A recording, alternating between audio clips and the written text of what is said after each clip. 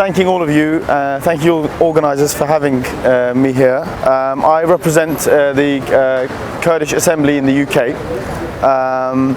and we have been the Kurdish movement, the Kurdistan Freedom Movement, which the other name would be the PKK, have been fighting a national liberation war from the beginning since 1978, when the PKK was founded in Turkey, or Kurdistan of Turkey, have been fighting a national liberation war against the Turkish state.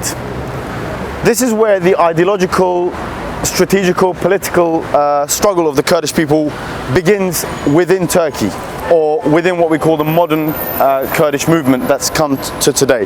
There were Kurdish movements before the PKK who were very local, who were very kind of based around tribal relations, who were not national in character in terms of the effects they had and the relations they had. The PKK were founded along Marxist-Leninist lines, although how Marxist-Leninist they were is up to discussion, because a lot of Marxist-Leninist literature was still not translated into Turkish even in the 70s.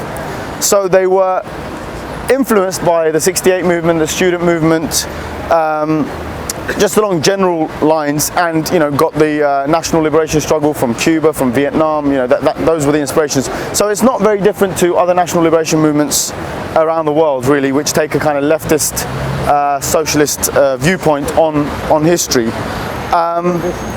Coming to today, in the last 40 years of the Kurdish movement, in the last 15 years especially, the PKK have changed ideologically from being a national liberation movement which wanted a separate Kurdish state to a libertarian autonomous movement that wants autonomy, libertarian municipalism for the Kurdish people along the 4 regions of Kurdistan, which are in Turkey, Iran, Iraq and Syria. Parallel to the PKK, there's obviously the Kurdish movement within northern Iraq, headed mostly by the Kurdistan Democratic Party, the KDP, and also the YNK, the Kurdistan Union Party. Both are based in South Kurdistan, northern Iraq, and they don't have a lot of influence in the other parts of Kurdistan, to be fair. They are mostly based along nation status lines.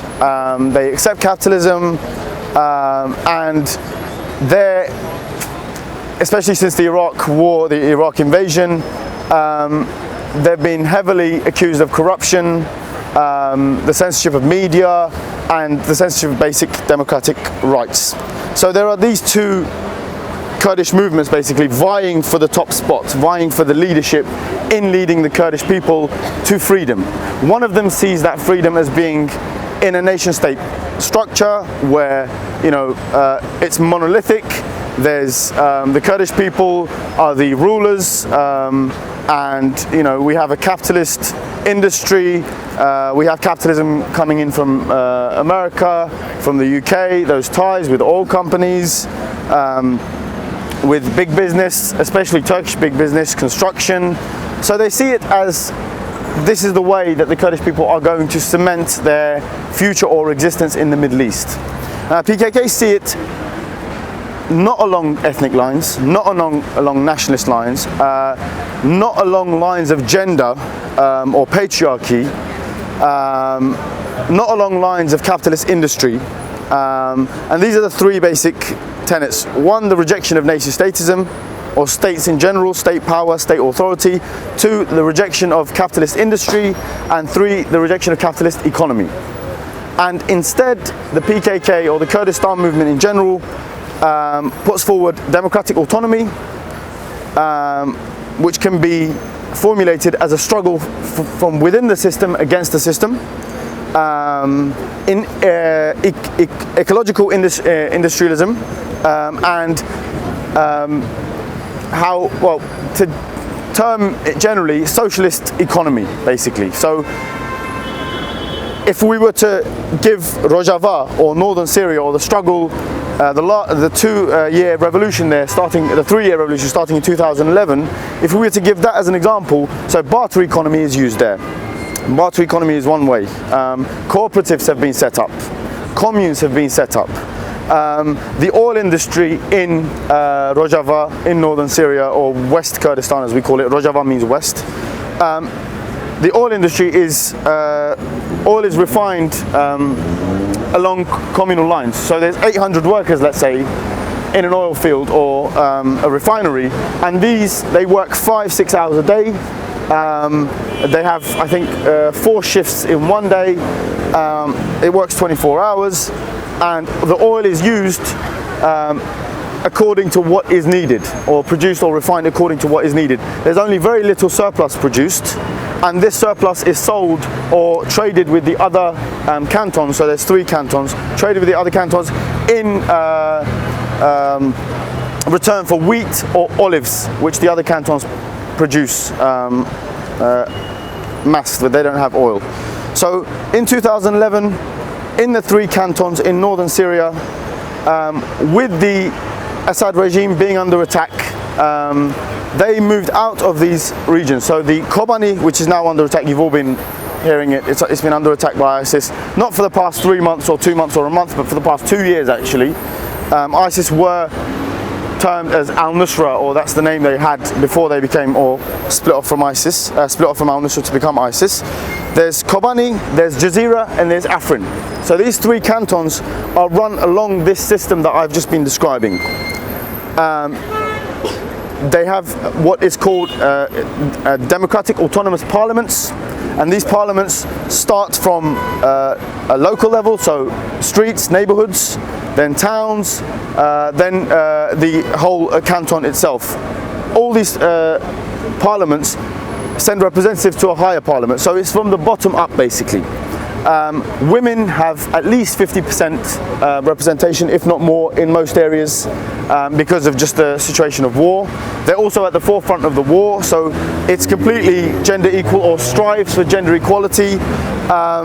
People are organized not along prescriptive guidelines, but along needs basically. So if there's a lot of children in one neighborhood, then that neighborhood will have a children's commune, for example. If there's less children, or a different commune is needed somewhere else in a different neighborhood, they set that up there. So it's not along any, prescriptive or pre-given preconceived ideas about what's right and what's wrong. People are going along with this.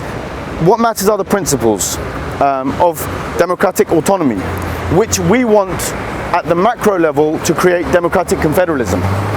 So the Kurdish movement now doesn't want a Kurdish nation state, but democratic confederalism in the general region. So at local level you have democratic autonomy, you have your popular assemblies, you have your communes, you have your cooperatives, and at the higher level, at the macro level, you have these come together to create democratic confederalism. And I want to give an example. If you guys created a democratic confederal or a democratic autonomous entity here, you could also become a part of the KCK system, basically, the democratic confederal system. So you can be anywhere in the world, and you can be within the system, fighting against the system, and be part of this democratic confederal structure.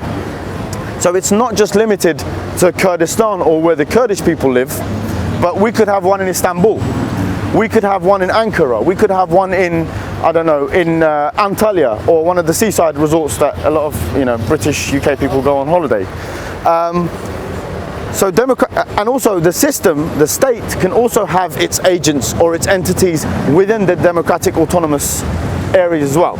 So it's not based on forced participation, but willing participation. People participate in this system willingly. If they don't want to participate in it, they can go and become a part of capitalist structures or the capitalist system, or they can organize their lives along capitalist lines. They'll face the consequences, or they'll live a life according to that. So what we're saying is our system or our ideas are so good, are so much better than what capitalism is offering the people, that if there was a natural competition between these two, if there was an equal competition where capitalism, with all its police, with all its soldiers, with all its systems of oppression or control, didn't put these into effect, then this system would win outright, because this system is more humane, it's more equal, it gives you the opportunity to engage in leisure, it gives you the opportunity to spend time with your children, and all these classic things that we've been talking about for years, to be honest. So where did these ideas come about? I want to break some of the myths, or actually bring some nuance to a lot of things that are being discussed. Now, the Kurdish leader, Öcalan, was a student at a university in Ankara in the 70s. He came from a religious peasant family who were still peasants, who were still poor, and he was brought up religiously. So until the age of 16, 17, he was going to the mosque praying. And the thing with religious Kurds in Turkey is they're usually aligned with the state, because they see the state as being the protector of that religion. So he was well on his way to doing that until he came across a book called The ABC of Socialism. And what he said to himself then was, Muhammad lost, Marx won, basically. In this war for my soul, in this war for my mind, Muhammad lost and Marx won. So from the age of 17, 18, he began to study. Then the Turkish left were kind of on the rise. The Turkish student movements were on the rise. So Öcalan also became a part of the Turkish left student movement. And that's when he, started kind of developing his ideas about Kurdish nationalism, or the Kurdish question of Turkey, along Marxist-Leninist lines, and then along, some people call it